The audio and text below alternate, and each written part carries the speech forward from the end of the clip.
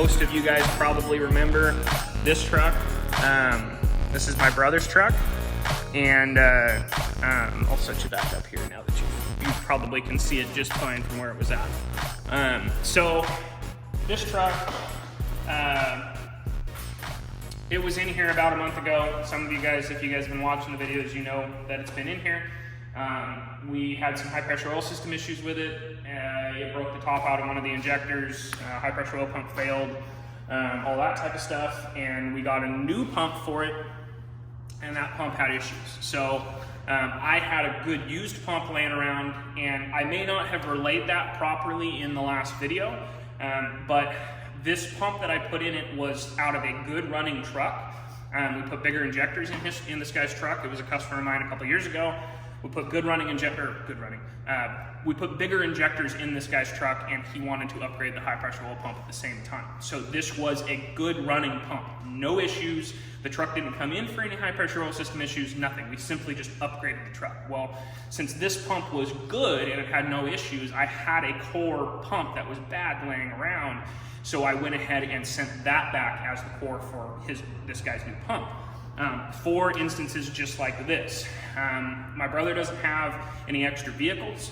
He borrowed one of mine for a little while, and with the COVID stuff going on, that specific truck has been sitting for a few years, and the tags are horribly out of date, and our DMVs aren't open. So I can't just go run down and put tags on this truck and make it legal. And I think it's gonna be kind of a gray area because the tags have been out of date for over a year now. And so if he was to get pulled over, I'm sure that there'll be some more to it rather than, because like DMV's been closed, so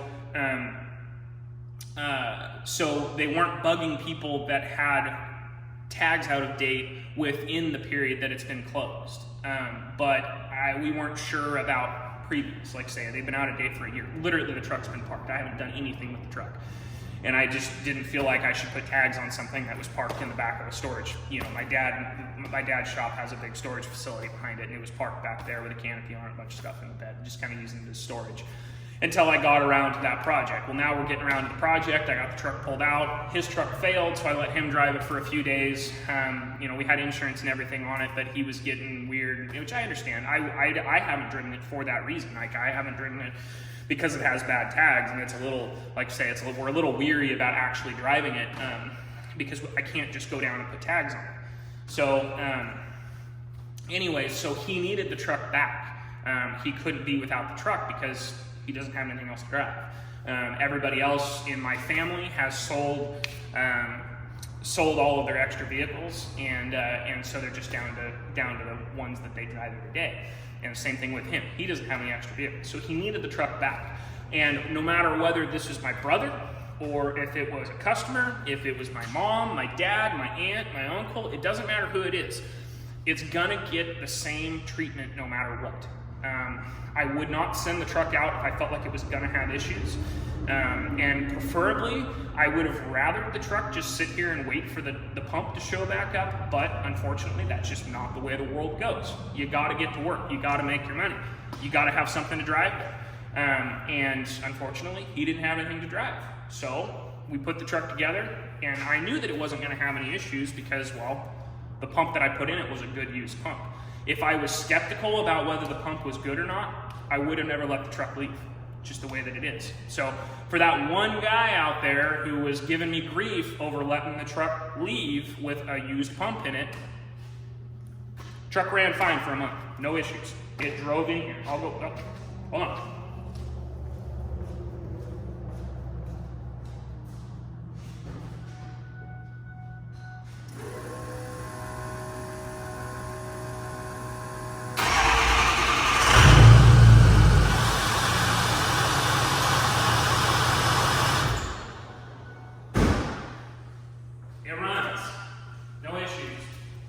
Hasn't had a single issue with it. No hot starts, no nothing. It's been perfect for the last month, and he's probably put 2,000, 2,500 miles on it in the last month. So anyways, but that's why it's here. We've got the new pump on the shelf up here. The company just decided they would just send send a complete new pump, a different pump than what we already had, just so that way, you know, we're 100% not having any issues with the pump. And again, this company, this is, I think, the first time, maybe the second time that I've had any kind of an issue with any of their pumps. And the first one, yeah, this is the second one. And the first one, that pump was almost 2 years old, and it wasn't even the pump's fault. That's right. It was a 7.3 pump, and anybody who's worked on 7.3s, the high pressure oil line fittings that thread into the top of the pump, they just have a little O-ring on them, and it's aluminum thread, and you're not supposed to tighten them up real tight. Well, they're pretty notorious for backing off. The Ford instructions tell you to put Loctite on them to keep them from backing out, but almost every aftermarket manufacturer, anybody who does anything with those pumps, tells you do not do that because it'll pull the threads out of the aluminum threads out. And so I think that one of the O-rings went bad or something like that, and the customer just reefed on the fitting at his house or wherever, just reefed on the fitting and ended up stripping the top of the pump out. And this company took really good care of us. I think it only cost, and this pump was well out of warranty. I think they have a year warranty on their pumps, and this was probably 2 years after putting it in. And mind you, the guy that this truck was in that 2 years, put 100,000 miles on the truck, or damn near 100,000 miles. I think it had like 80,000 or something like that on that pump. You know, and so like it's not like it, 2 years and it had 10,000 miles or 5,000 miles. No, he put a lot of miles on the truck in between those two times. So it's not like the pump was brand new or anything at that point. And the company who manufactured the pump knew that. I told them straight up, this pump has 80,000 miles on it. And they had no issue warranting. I mean, not warranting it, but they helped us out immensely. They said basically, send us his pump back, give us $100 and pay for shipping, and we'll get the pump fixed up. No problem. And I think they even ended up sending a complete new pump. And they put steel inserts in the pump, so that way you don't have issues with the lines, those holes stripping out anymore. And that's the same thing they did with this. This literally cost me shipping to ship it there and nothing else. And they sent me a complete new pump. They are, even if I have a couple more issues with them, and mind you, I've installed a massive amount of these pumps. Like, this isn't like the second one that I've done. Like, I've probably put 60 or 70 of these pumps in. I mean, that might be a little high, but I've put a lot of them in. And I've only had 2 that have had issues. That's good odds. Especially when you're dealing with an aftermarket part manufacturer. Like, the aftermarket part companies tend not to be as good as the factory companies. The parts might be upgraded and they might do more than the factory parts, but usually the longevity, and I shouldn't say it like that, that's probably not the right way to say it, but like, the odds of the part lasting longer than a factory part are, who knows? And so trying to pick the best aftermarket parts out of all the aftermarket parts is pretty hard. And so you basically just have to do it off of trial and error. And that's what I've done with this company. And I have a couple friends that own some shops that use this company and have very little issues with them. And they do a lot more volume in them than I do. And they have very little issues, which, like I said, that's good. You, as a shop, my warranty is a year and their warranty is a year, but you don't want a customer to come back to you in a year and a half or 2 years and say, hey, this part failed, because as a shop, that makes you feel bad because you recommended to put this part in their truck, whether it's out of your warranty or not. But now they're having to pay to put another part in their truck. That's not cool. I steer away from companies that I have had issues with in the past, and 1 or 2, whatever, but when you have a consistent issue, I won't name the company, but there's a specific cooling system part manufacturer that, and again,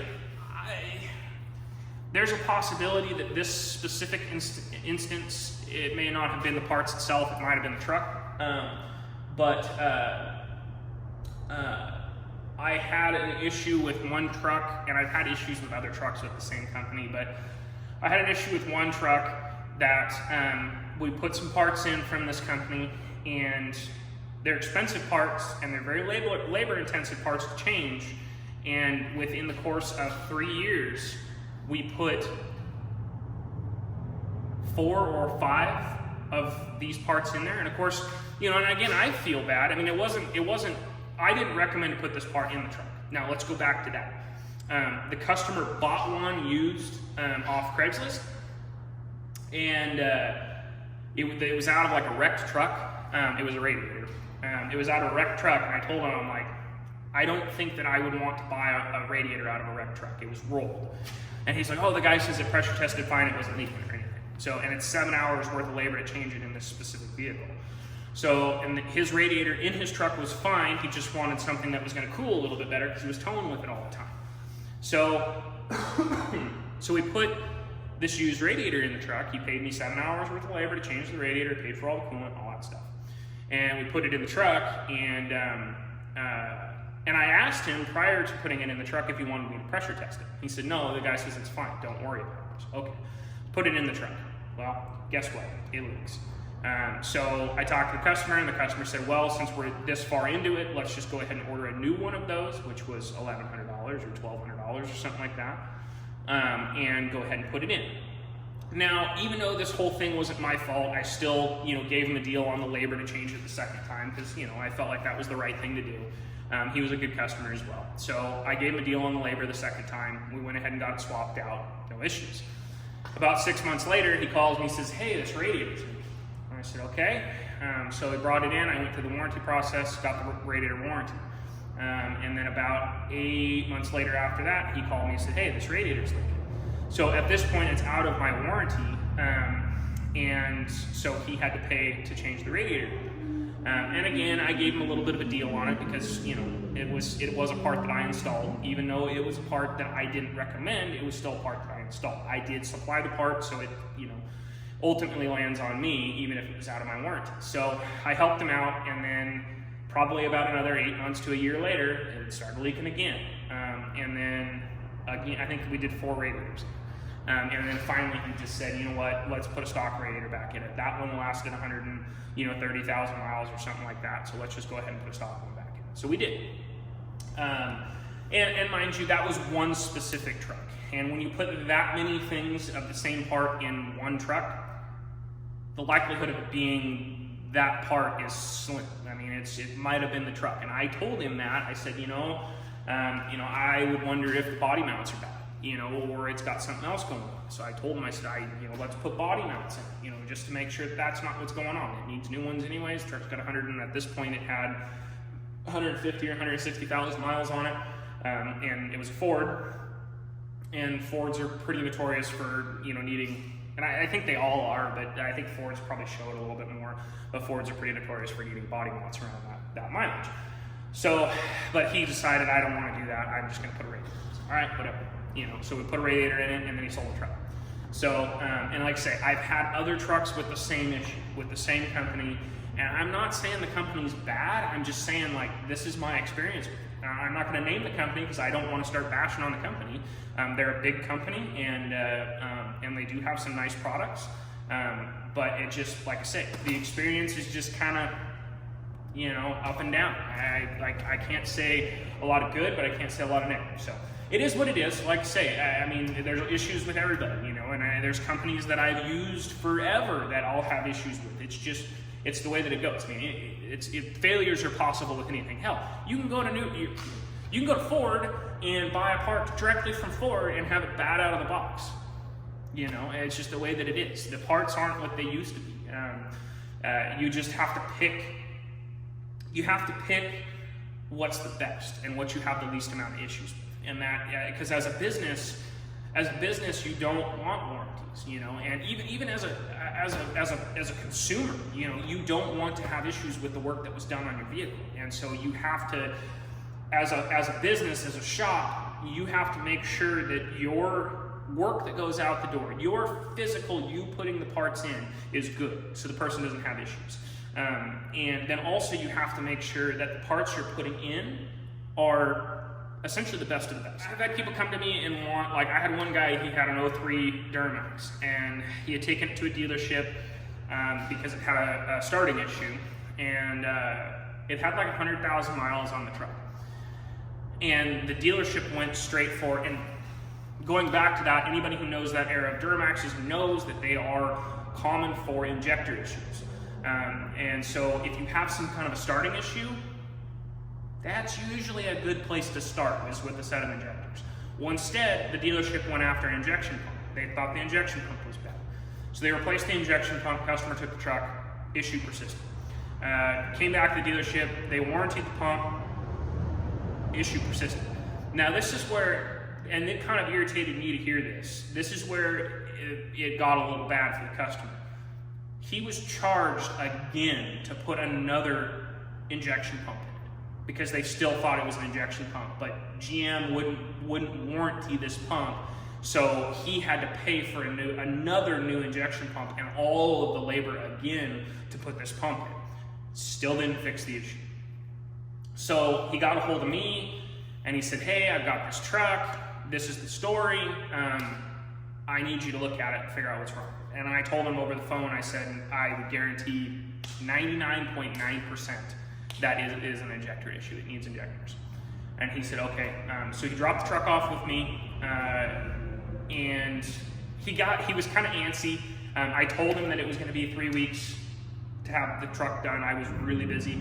I told him I'd probably be out 3 weeks to have the truck done, and he called me and called me and called and called. And whatever, you know. He's happy. At this point, the truck had been down for like 4 months. GM had it for like 4 months. So, so I got it in, and I think he was kind of doubting. You know, I've been in business for almost 5 years now, and if anybody's wondering, I'm 28. So I was 22 when, or 22, 23, yeah, 23, when I started my business. And so, and this was kind of early on, it's kind of early on, and so I got a lot of questioning from people on whether I knew how to do my job or not, and this was one of those deals. And he didn't 100% trust me, but he trusted me enough, and I think the only reason why he did was because it was a high school friend of mine's uncle. Yeah, uncle. And so he was kind of trusting because of the connection, but you could tell he was questioning. And of course it was a lot of money. You know, he called me and he said, hey, you know, I told him what was wrong with it, and he said, what's it gonna cost to fix? And I told him, and he's like, well, why can I get it done for $1,300 less over here? And I said, well, I guarantee that individual is not putting good quality injectors in it. And then also with those trucks, I always do it, and the reason I do it is because I want the best quality. Everything I do, I want the best quality. And anybody who knows who like Merchant Automotive is, they offer an injector install kit, which comes with a ton of stuff. It comes with all the gaskets you need, it comes with all the O-rings you need, it comes with valve cover bolts, it comes with injector lines, it comes with all the tools, the specialty, you know, stuff you need. It comes with water and fuel delete. It comes with, I mean, it comes with a ton of stuff, and that's where there's extra money there for that. And I know this company or this other place that he was talking about was charging more on labor than I was. So when I kind of explained all of that to him, I told him, I said, this is the company we're using for injectors. They're a brand new injector. They're not a reman. They're a brand new Bosch unit.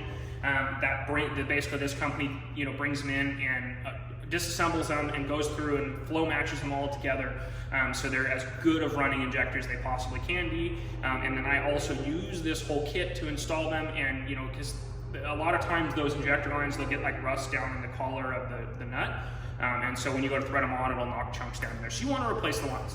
It's generally good practice. I sat down and I was probably on the phone with him for 15 minutes explaining all this stuff. He got off the phone with me. Not 20 minutes later, he calls me back and said, okay, I want you to do it. Even if it costs me more money, I want you to do it. And I said, okay. And he says, I got off the phone with you, and I went and did research on everything you told me, and you were 100% right on all of it. So I want you to do it. I said, okay. So we went ahead and did it. Truck was fixed. It was perfect. And he said he drove it. The dealership that worked on it had broken a couple of the clips on the, I think it was like the glow plug. I don't remember what it was. This was 4 years ago or something like that. Broken a couple clips somewhere, so when I put them back together, he drove it for a week or two, and then check engine light popped on. So he swung it by, and I fixed those plugs up real quick. And he's telling me, he's like, man, he's like, this thing literally has, he'd owned the truck since new, and like saying, it only had 100,000 on it. He's like, this thing never ran as good as it does. Even when it was new, it didn't run this good. So he was happy. I mean, he was absolutely ecstatic about the job that I did. So, but like I say, that goes back to that parts thing is, you know, yeah, sure, you can go down the street down here. If I quote you 4,000 and you go down the street down here and this person quotes you 3,000, cool, you're getting it for cheaper. Awesome. What are you sacrificing for that $1,000? You know, I can't tell you how many times I've had people come to me and say, hey, how much for this, you know, job? And I tell them, you know, $1,900 or whatever. And they find someone who will do it for $1,300, and they'll put more stuff in there for that $1,300. And then guess who gets a phone call a month later that their truck doesn't run? And you take it apart, and there is so much stuff messed up on the thing that it ended up costing you $4,000 or $5,000 to fix it in the end. You know, that's not an exaggeration at all. I have had several of those over the years because people wanted to save a buck. Well, sometimes, remember this, sometimes saving a buck isn't always good. You know, free ain't always free. Not that this job is free, but it's a good saying. It applies. So, anyways, guys, I'm going to stop talking here. I think this video is horribly long. Oh, God, yeah. So, I'll probably just do updates instead of doing I was going to set you guys up and do a time lapse on it, but I'll probably just do updates as I go and kind of show you guys a little bit of the process anyways. Alrighty, guys. So, I got it all torn down. Got the pump sitting there draining in the engine. I'm gonna go grab some lunch and then get it thrown back together. So if you see this little piece right here, looks like, you guys know what that looks like. But so the early covers, so this is a late 04. Or I guess it's a mid 04 because it still has half of the early style high pressure oil system, but half of the late style. But so the 03 trucks didn't have this little cutout in them. And so basically what would happen is the J tube comes along right here and connects to the top of the high pressure oil pump. And basically what would happen, and I may have already explained this, but I figured I'd go over it with you real quick again. But anyway, so the J-tube comes along here, and on the 03 trucks, it didn't have this little cutout here. So 9 times out of 10, when you pull a high-pressure oil pump cover off of an 03 truck, you will find that the J-tube has been rubbing right here on the cover, which causes some unusual erosion in this little area in here, which I have had happen in the past where basically you change the high pressure oil pump, and because it's a machined part, you're never going to have one that's exactly the same height as the last one. It's just the way that they are. So they'll be off by just a little tiny bit, and it will basically, the O-ring will erode into that metal in there. I'm kind of shaking the camera all over the place. Basically, the O-ring will erode into the metal in there, and so when you put a new pump in it, sometimes you'll get where you might get 1,000 miles out of the truck, and then you'll have that O-ring on top of that J-tube that goes in there, and that O-ring will blow out. Basically because it doesn't have good solid support all the way around the O-ring, and then you've got that erosion. So the oil has a way to get past the O-ring, basically.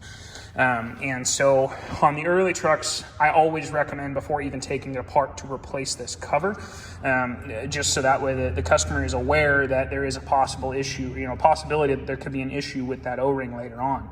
And like I say, that way you prepare them for, okay, because the cover is pretty expensive. I want to say it's, if you can get it through Diesel Site, if I remember correctly, but it usually takes a little while, depending on whether they have them in stock, that type of thing. But you can get them directly through Ford, but they're like $800 or something like that through Ford. They're pretty spendy. I don't remember exactly how much they are, but they are pretty expensive.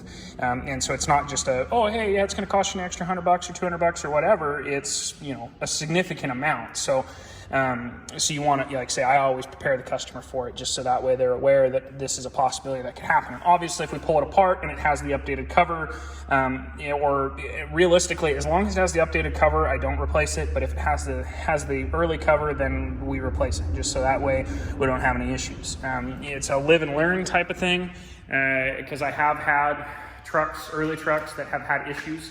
And that's never good. Again, going back to that, you want the customer to be satisfied and not have issues, fairly soon or really at all with the part that you did. So anyways, guys, I'm going to go grab some lunch and I'll be back at it here in a bit. So there we got the pump in it.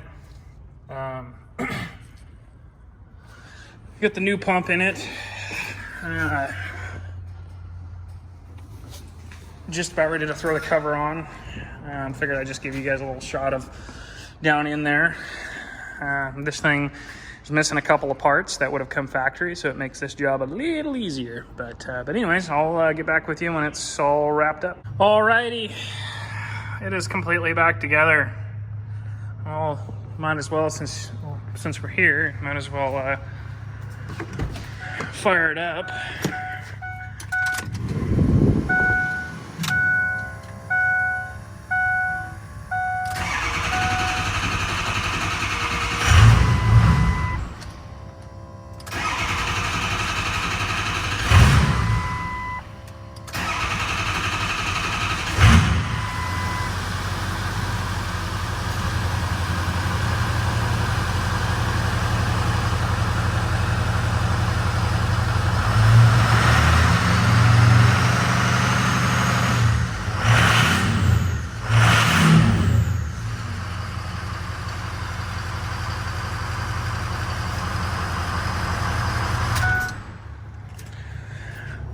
Well, alrighty guys, I think that's the end of that video.